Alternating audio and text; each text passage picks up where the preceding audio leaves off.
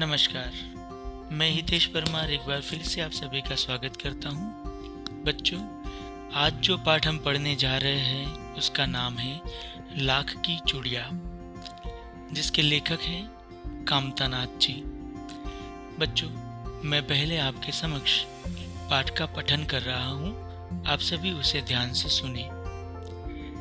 सारे गांव में बदलू मुझे सबसे अच्छा आदमी लगता था, क्योंकि वह मुझे सुंदर सुंदर लाख की गोलियां बनाकर देता था। मुझे अपने मामा के गांव जाने का सबसे बड़ा चाव यही था कि जब मैं वहां से लौटता था तो मेरे पास ढेर सारी गोलियां होती, रंग बिरंगी गोलियां जो किसी भी बच्चे का मन मोह ले।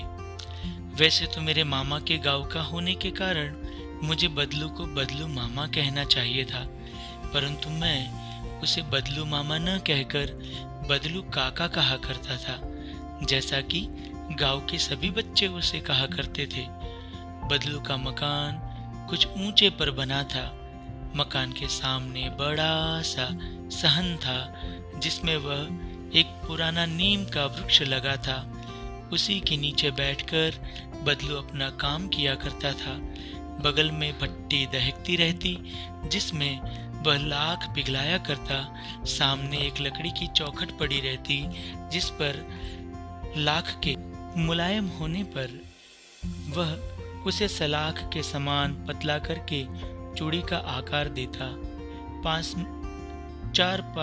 छह विभिन्न आकार की बेलन नुमा मुंगेरियां रखी रहती थी, जो आगे से कुछ पतली और पीछे से मोटी होती। लाख की चूड़ी का आकार देकर वह उन्हें मुंगेरियों पर चढ़ाकर गोल और चिकना बनाता, और तब एक एक कर पूरे हाथ की चूड़ियां बना चुकने के पश्चात वह उन पर रंग करता। बदलू यह कार्य सदा ही एक मचिए पर बैठकर किया करता था, जो बहुत ही पुरानी थी। बगल में ही उसका हुक्का रखा रहता, जिसे वह बीच बीच में पीता रहता। गांव में मेरा दोपहर का समय अधिकतर बदलू के पास बीतता। वह मुझे लल्ला कहा करता और मेरे पहुंचते ही मेरे लिए तुरंत एक मचिया मंगा देता। मैं घंटों बैठे बैठे उसे इसी प्रकार चूड़ियां बनाते देखता रहता। लगभग रोज ही वह 4-6 जोड़े चूड़ियां बनाता। पूरा जोड़ा बना लेने पर वह उसे बेलन पर चढ़ाकर कुछ क्षण चुपचाप देखता रहता, मानो वह बेलन न होकर किसी नववधू की कलाई हो। बदलू मनिहार था। चूड़ियां बनाना उसका पैतृक पेशा था, और वास्तव में वह बहुत ही सुंदर चूड़ियां बनाता था। उसकी बनाई हुई चूड़ियों की खपत भी बहुत थी। उस गांव में तो सभी स्त्रियां उसकी बनाई हुई चूड़ियां पहनती ही थी। आसपास के गांव के लोग भी उससे चूड़ियां ले जाते थे, परंतु वह कभी भी चूड़ियों को पैसों से बेचता न था। उसका अभी तक वस्तु विनिमय का तरीका था, और लोग अनाज के बदले उससे चूड़ियां ले जाते थे।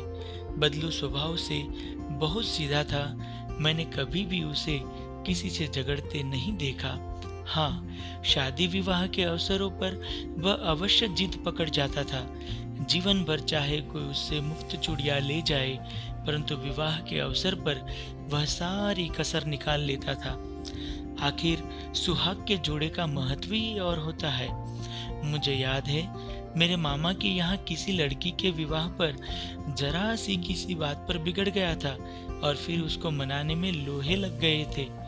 विवाह में इसी जोड़े का मूल्य इतना बढ़ जाता था कि उसके लिए उसकी घरवाली को सारे वस्त्र मिलते, ढेरों अनाज मिलता, उसको अपने लिए पगड़ी मिलती, और रुपये जो मिलते सो अलग। यदि संसार को बदलू को किसी बात से चिढ़ थी तो वह थी कांच की चूड़ियों से। यदि किसी भी स्त्री के हाथों में उसे कांच की चूड़ियां दिख जाती तो वह अंदर ही अंदर कूद उठता, और कभी कभी तो 2-4 बातें भी सुना देता। मुझसे तो वह घंटों बातें किया करता। कभी मेरी